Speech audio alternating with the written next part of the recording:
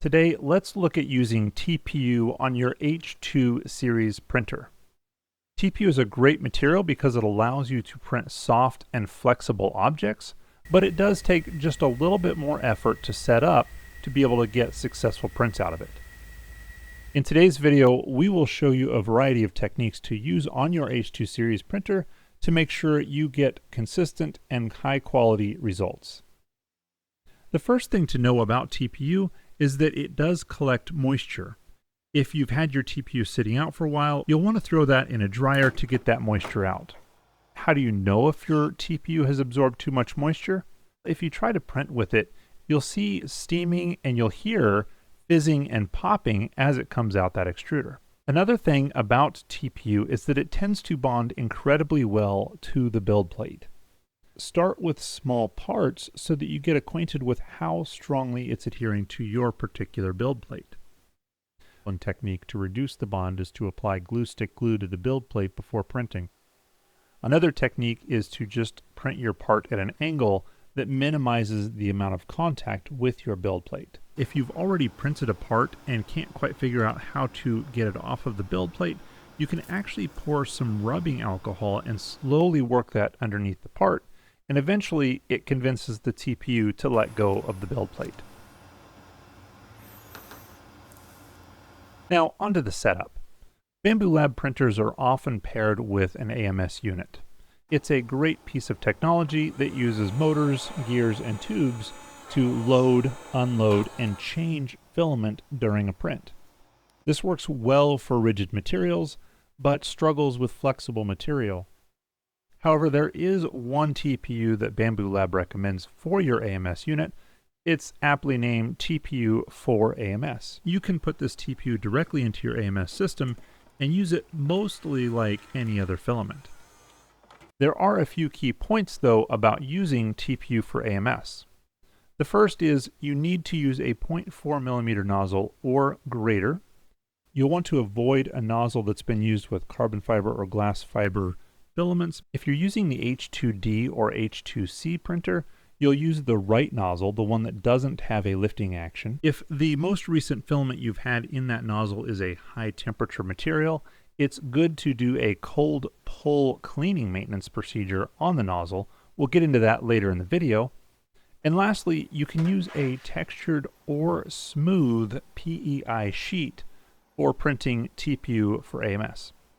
Beyond that, there's not any other setup.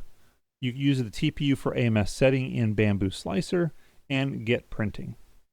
Before we jump into our next TPU setup, if you are interested in understanding the different types of TPU and what applications make sense for those, I'm putting together a video right now that will go into a lot of different projects I've used TPU for. And I'll show you what worked and didn't work for those projects. If this interests you, hit that subscribe button. I wouldn't want you to miss that video. Next, let's look at TPU that cannot feed through the AMS system because it's just too flexible. In this case, most of the TPUs abide by the same rules from nozzle size and print bed compatibility as TPU for AMS. Sometimes a slightly larger nozzle, such as 0.6, can help with print quality and certainly with print speed. So to get started, you want to remove the top of your H2 series printer. This allows access to the extruder and all the components. If you're going to use a dedicated nozzle, now is a good time to replace that nozzle. We use the right nozzle for TPU. Basically means the right nozzle is dedicated to TPU for the duration of the print. Next up, we remove the PTFE tube from the right nozzle by pushing down and then pulling the tube out. We do the same in the back by pushing down on the black grommet and then pulling the tube away from the grommet. On the back of the printer, you can see there's a port dedicated for TPU that we will be stringing our TPU through. You can run that through and you'll see that coming out the inside of the printer. From there, it's a matter of running that filament through a PTFE tube that you disconnected from the printer.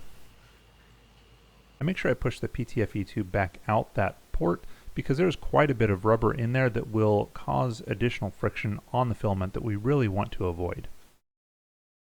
You want to set your hot end temperature to 250 degrees, and then once you see 250 degrees, you can start manually feeding your TPU into the right extruder. So I start by pushing it down until it stops, and then I can use the arrows on the touchscreen to go ahead and have the extruder start pulling that TPU through. You just continue this process, of course, until you see TPU coming out the bottom of the nozzle. Once you see that TPU coming out the bottom of the nozzle, you can set the temperature back to 0 and reconnect the PTFE tube to the top of the printer. Again, the objective is to eliminate as much friction as possible, so I set the TPU spool in line with the input port on the back of the printer. I tell the printer that the external spool is in fact the TPU 90A in this case, so I can use the interface on the printer to select that.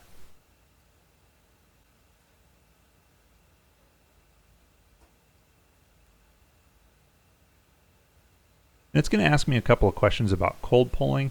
We're going to get into that next. Now, I tend to cold pull only if I've used high temperature filaments before I need to use TPU. In this part of the video, we are going to go through step by step how to conduct a cold pull and what you're looking for to make sure it was a success. To access cold pull in the system settings, you click on the gear icon, the toolbox, and then cold pull maintenance. In this case, we're using the right nozzle, and I'm using PLA to do this cold pull.